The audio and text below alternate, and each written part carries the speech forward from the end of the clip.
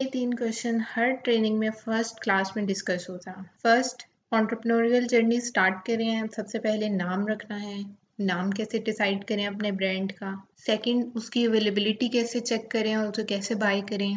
And third, most important, क्या उसमें हमारे कीवर्ड का होना लाजिम है कि नहीं। इस वीडियो को पूरा देखिएगा। सबसे पहला क्वेश्चन, ब्रांड नेम कैसे डिसाइड करें। तो उसके जनरल से 2-3 आंसर्स हैं। फर्स्ट ये कि आपके ब्रांड नेम के पीछे अगर कोई स्टोरी हो, आपके साथ कोई वाकया हुआ, कोई उसके पीछे ऐसी स्टोरी है जिसको आप लिंक कर सकते हो, ये हुआ तो मेरे जहन में ये नाम आया कि ये नाम मैं अपनी कंपनी का रख सकता हूँ। जैसे एप्पल है, अगर मैं एप्पल की एग्जांपल लूँ और आपसे कहूँ कि 2 मिनट के लिए आपने अज्यूम करना है कि एप्पल नाम की कोई भी कंपनी इस दुनिया में एग्जिस्ट नहीं करती, और साथ ही ये अज्यूम करना है कि आपने अपने फ्रेंड्स और अपने फर्स्ट सर्कल में, अपनी फैमिली में ये कह दिया है कि मैं एक कंपनी खोलने जा रहा हूँ और उसका नाम मैं एप्पल रखूंगा, तो उनका रिस्पॉन्स क्या होगा। और वो कंपनी क्या करेगी, लैपटॉप्स और मोबाइल्स बनाएगी, ठीक है, किसी फूड की कोई कंपनी नहीं है। तो बहुत ही इररेलेवेंट सा मैच है, लेकिन इसके पीछे स्टोरी है, कॉन्सेप्ट है या नहीं है, किसी को कोई नहीं मतलब किसी ने कोई ख्याल नहीं किया इस चीज़ का, उसके यूजर्स ने मे भी किया हो लेकिन इतना नहीं, लेकिन वो एक बहुत बड़ा ब्रांड बन चुका है। वैसे इंटरनेट पे चीज़ें मशहूर हैं, आप भी सर्च करोगे तो आपको मिल जाएंगी कि स्टीव जॉब्स को एप्पल बहुत पसंद थे। उनकी डाइटेशन की जो फूड है उसमें एप्पल उनका मेजर एक फ्रूट था, उनका फेवरेट फ्रूट था। और जब वो सोच रहे थे कि मैंने कंपनी का नाम रखना है, तो वो एप्पल के ही किसी फॉर्म से वापस आ रहे थे और रास्ते में उनको ख्याल आया कि एक यूनिक सा, एक बिल्कुल सेपरेट सा, एक इनोवेटिव सा एक नाम रखते हैं, वो है एप्पल। साथ में ये भी कहा जाता है कि उनकी जो जहन में था वो ये था कि न्यूटन ने एक बहुत बड़ी डिस्कवरी की थी बिकॉज ऑफ एप्पल। एप्पल उसके सर पे गिरा था तो उसने एक ऐसी डिस्कवरी की जिससे नॉलेज का एक जो रुख है वो बदल गया, या बहुत इन डेप्थ चीजें निकलनी शुरू हो गई। तो मैं भी एक कंपनी बना रहा हूँ, उसका नाम एप्पल है, जिससे एक नॉलेज की न्यू जो स्ट्रीम है वो चलेगी। रेलिवेंसी की बेस पे आप अपना नाम रख सकते हैं। जैसे हमारा नाम है पेन्योर्स। पेन्योर्स का नाम सुनते सार ही लोग कहते हैं एंटरप्रेन्योर्स, लोगों के जहन में एकदम आता है एंटरप्रेन्योर। बहुत सारे लोग मुझे कहते हैं पेन्योर्स, यू मीन एंटरप्रेन्योर। तो रेलिवेंसी मैटर करती है, आपकी सर्विसेज प्रोडक्ट से रिलेटेड कोई ऐसा नाम जिसको सुनते सार उस नाम की झलक या उसका रिफ्लेक्शन आए, तो इस तरह से आप अपना नाम डिसाइड कर सकते हो। एक और भी चीज़ है कि डिफरेंट लैंग्वेज को यूज़ करते हुए आप अपना नाम रख सकते हो, कि जो भी काम आप करने जा रहे हो, जैसे क्लोथिंग का अगर स्टार्ट करने जा रहे हो या ज्वेलरी का स्टार्ट करने जा रहे हो, दुनिया में इतनी सारी लैंग्वेजेस हैं, किसी और लैंग्वेज में उस चीज़ को क्या कहते हैं, वो भी बहुत अट्रैक्टिव चीज़ है। तो इस तरह से आप अपना नाम डिसाइड कर सकते हो। सेकेंड क्वेश्चन, अवेलेबिलिटी कैसे चेक करें। गूगल पर जाएं और लिखें नेम चेकर। नेम चेकर जैसे ही आप लिखेंगे कुछ वेबसाइट्स आएंगी, उन वेबसाइट्स पे जाके नेम चेकर को ही चेक कर लेते हैं सबसे पहले।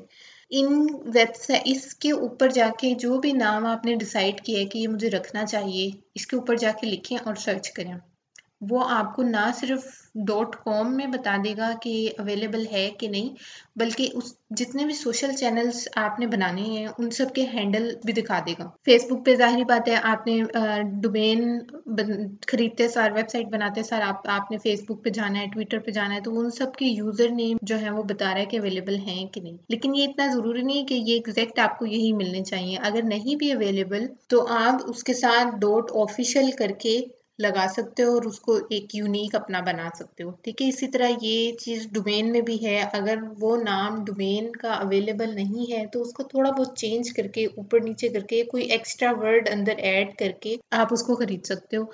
या फिर आप ऐसे भी कर सकते हो कि अगर आप पाकिस्तान के अंदर काम कर रहे हो या किसी भी कंट्री के अंदर काम कर रहे हो, उस कंट्री की एक्सटेंशन के साथ उस डोमेन को खरीद सकते हो। जैसे .pk में खरीद लो, .com.pk में खरीद लो, ठीक है। .org में, .org का मतलब होता है ऑर्गेनाइजेशन, जैसे NGOs वगैरह हैं। तो आप NGO पे काम नहीं कर रहे तो उस तरफ आप बेशक ना जाओ।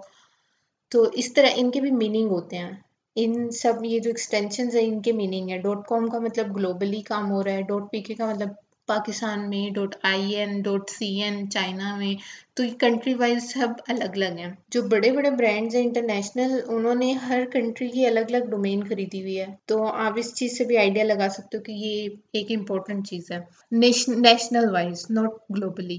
ठीक है, तो अगर आप पाकिस्तान में काम कर रहे हो तो इट्स ओके, .pk भी उतनी ही वैल्यूएबल है जितनी .com। जैसे दराज .pk स्टार्ट में अपनी जब मार्केटिंग करता था ना, तो अपने साथ .pk लगाता था, क्योंकि जनरली जो नॉन टेक के लोग हैं, स्पेशली जो वो आवाम है जो इन चीज़ों को ज़्यादा नहीं जानती, उसको अगर कोई वेबसाइट का बताया जाए कि ये वेबसाइट इसे विजिट करें, तो वो .com लिख के ही करेगी। तो शुरू में उसने इतनी अपनी मार्केटिंग की दराज .pk के लोगों के मुंह पे चढ़ गया दराज .pk, तो वो जब जाके लिखते थे दराज .pk ही लिखते थे। तो इस तरह आप .pk की मार्केटिंग कर सकते हो और उस नाम को अपने लिए पूरी तरह से, यानी ये फिर बाद में चीज़ जो है ना मार्केटिंग के ऊपर आ जाती है कि आप आपका यूनिक सा नाम है, तो फिर आप उसकी मार्केटिंग कैसे कर रहे हो।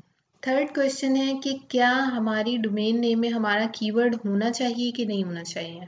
तो कोई भी वेबसाइट कभी भी किसी एक कीवर्ड के ऊपर रैंक नहीं होती, थाउजेंड्स ऑफ कीवर्ड्स चाहिए होते हैं, हंड्रेड्स में चाहिए कीवर्ड्स जिनके ऊपर आपने अपनी वेबसाइट को रैंक करवाना है, फिर जाके आपको एक सिग्निफिकेंट अमाउंट ऑफ ट्रैफिक मिलेगी ऑर्गेनिकली। तो उन थाउजेंड्स ऑफ कीवर्ड्स के लिए आपको थाउजेंड्स ऑफ लैंडिंग पेजेस भी बनाने। एक नॉर्मल वेबसाइट के 800 प्लस लैंडिंग पेजेस होते हैं, 500 प्लस लैंडिंग पेजेस होते हैं, और हर लैंडिंग पेजेस के लिए अलग अलग कीवर्ड्स टारगेट किए जा रहे हैं। इस सेंस में मैं आपसे पूछती हूँ कि आप कितने डोमेन में कीवर्ड्स जो हैं वो डालते रहोगे। पहले तो ये जनरल क्वेश्चन, जनरल आंसर है इसका। लेकिन दूसरी तरफ क्या गूगल की नज़र में कोई इंपॉर्टेंस है किसी कीवर्ड की, अगर वो डोमेन नेम में आ रहा हो, तो उसका आंसर है कि 1% भी गूगल की नज़र में उस डोमेन की इम्पोर्टेंस नहीं है। उसके लिए फिर भी आपको उसी एसईओ के प्रोसीजर से गुजरना होगा जिससे वैसे गुजरना है आपने। हाँ, यूआरएल में होना चाहिए, लैंडिंग पेजेस के, डोमेन में नहीं। डोमेन की तो एसईओ भी नहीं होती, एसईओ ही लैंडिंग पेजेस की होती है। डोमेन की एसईओ जरा सी 20% के करीब हम उसकी करते हैं। ठीक है, टारगेट तो हमारे लैंडिंग पेजेस होते हैं। ये बिल्कुल एक मिथ है। ये बहुत स्टार्टिंग में जब ये एक आम होने लगी थी बात कि अब डोमेन्स खरीदो और काम स्टार्ट करो 2005-2006 में, उस टाइम पे थोड़ा सा था ये कि डोमेन नेम में कोई कीवर्ड होगा तो वो जल्दी रैंक कर जाएगा, लेकिन अब इसका कोई कॉन्सेप्ट नहीं है। उतनी ही मेहनत करनी है और कोई ये वैल्यू नहीं रखता।